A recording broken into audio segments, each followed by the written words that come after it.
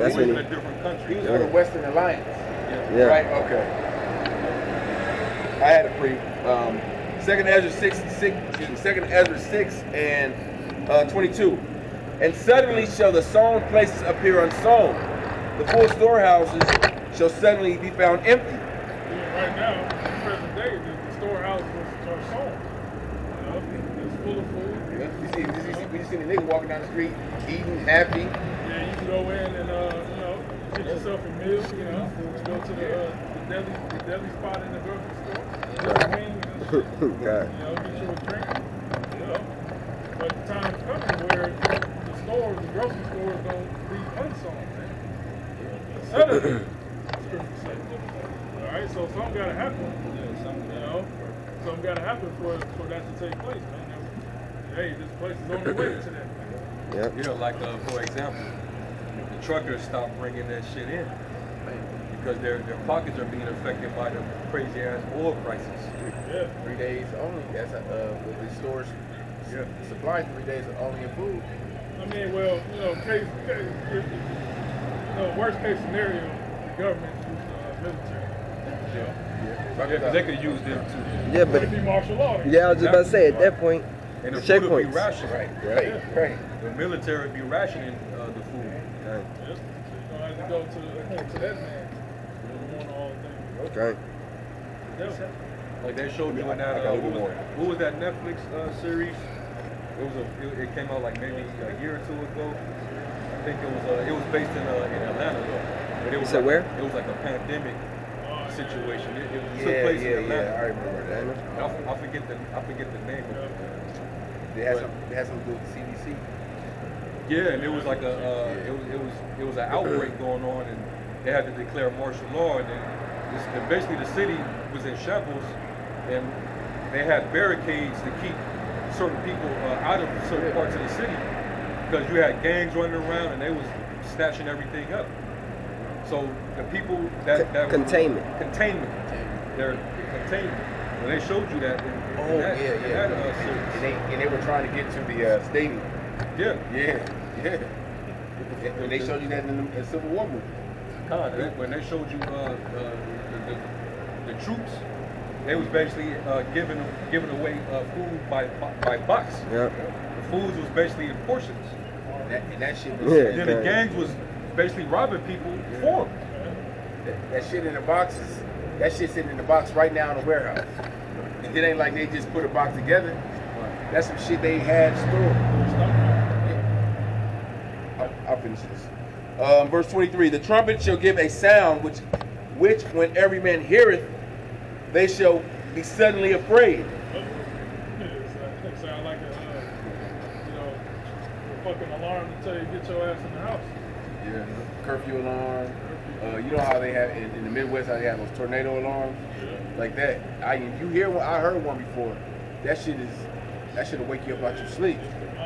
Yeah. Let me finish the verse. At that time, friends shall fight one against another like enemies, and the earth shall stand in fear with those that dwell therein. The springs of the fountains shall stand still, and in 3 hours they shall not run. Water in your fridge. They're gonna shut that shit off. For 3 hours, 4 hours, maybe a whole day. We know the electric grid is tied to the water, so if you ain't got no electricity, you don't have water. Yeah, that's one of the critical infrastructures of Babylon, which they're sounding the alarm, giving you warning that it's vulnerable for attack by the Chinese. You know? So hey, we can see that happen. Let them cut your water off. People gonna go crazy, man. You're gonna go and snatch up all the bottled waters. You're gonna go for the Arrowhead. You know what I'm saying?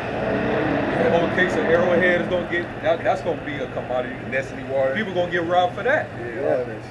If they cut the water off, and you getting seen with all type of cases of Arrowhead or fucking Crystal Geyser, or even the acidic shit. Yeah, like I said, the Nestle shit. Aquafina and shit, man. Then but it's also it's twofold because if the niggas catch you, they gonna rob you, beat you up, take your water. But if the government catch you, they gonna take it because that's an anti-hoarding law that they writ into legislation where you can't have you can't hoard. Yeah. You know. So what do? When you gotta put your trust and your faith in how about Shimei Shai? Yeah.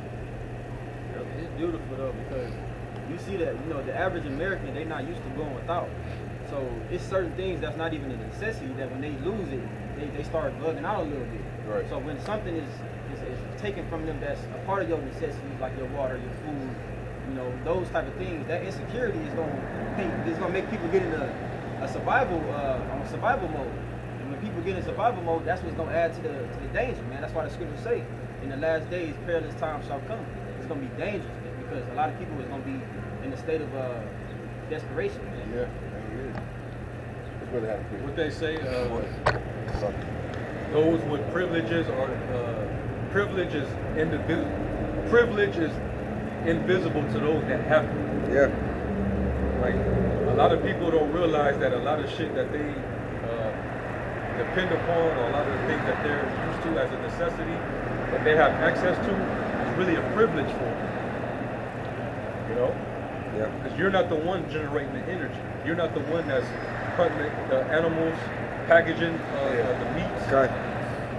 You're not working at these food processing plants. Butcher shop. Picking the fruit. You're not picking none of that. Oh, these people wouldn't last a fucking day picking fruit.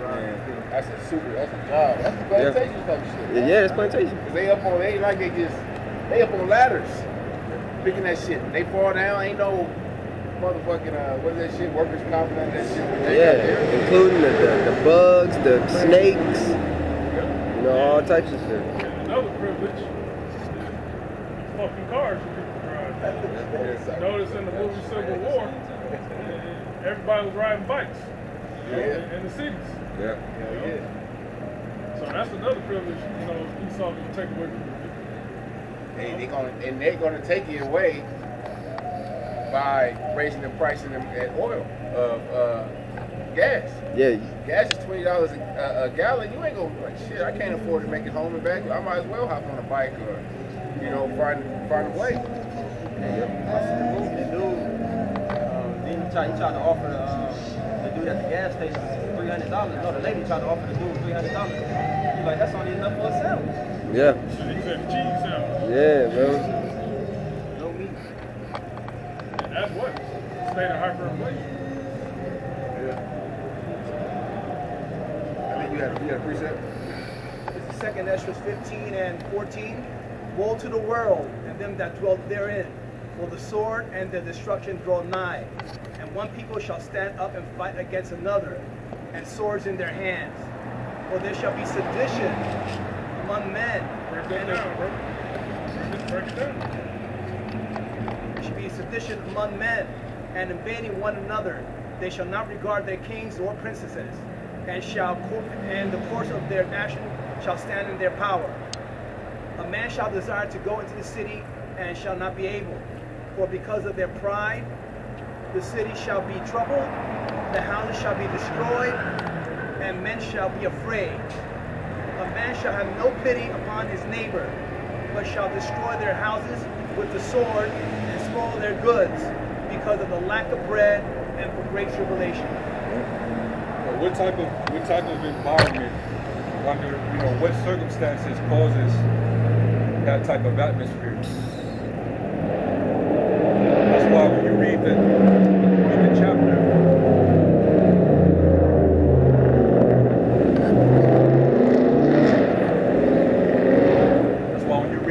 at the top of the chapter, where the Lord basically said that He's going to bring upon the world destruction, plagues, famine, death, and destruction. A lot of it has to do with the Lord basically sending plagues, and the plagues accumulate into a dynamic where resources are scarce. Everything is being damaged. The welfare of the people is not good. Okay. People are not happy with the government. They're blaming the government for the environment in which they're living. Like right now, the fact that they just sent another aid package for Israel, Ukraine, Taiwan, I think it was. knowing damn well, full well, that we're already dealing with a crisis here at home. Right. What, 92 billion collectively? I think it was 95 billion. Oh, 95 billion. 95 billion. Who's gonna pay for that? Yeah. American people. Fucking bridges collapsing. Yeah. Bro, your Oh, money infrastructure, Yeah. infrastructure is shit. Roads got fucking potholes in them and shit. And Yeah. It's every Bro. construction, man. Yeah. They got all this money for this bullshit, man. Yep. To send over there. And they not all that money. I mean, you can buy a fucking army to take Russia out for $95 billion. It's not the welfare of the Ukrainians or fucking people. It's not for their welfare. That's a money laundering scheme. Yeah. You know, to fatten the pockets of the politicians over here and the politicians over there in Ukraine. You know, that's all that is. You know, Okay. it's stupid ass people. You ain't gonna realize shit. You just gonna die in your ignorance. Yep. Yeah, the ones making money are the weapons manufacturers. These people exporting these missiles, these weapon systems. They're the ones making the real money. Yeah. Because a lot of these politicians were put in that position by these corporations. Northrop Grumman, Lockheed Martin, you know, Boeing. Raytheon. Yep. These are all American companies that's profiting from this shit, man. And These are warmongers, Come on, man. These dudes, hey, they're continually what's the scripture? They're continually set something like that. War. I think it's the Psalms. Continually for war. Yeah, they don't. These dudes don't stop. After one war ends, they're already on to the next one. You know, it don't stop. The American war machine, that shit don't stop. That's how they get the power that they thirst for, man. Bloodshed, through murder, man. Yep. in fear. They put a lot of these countries in fear through war.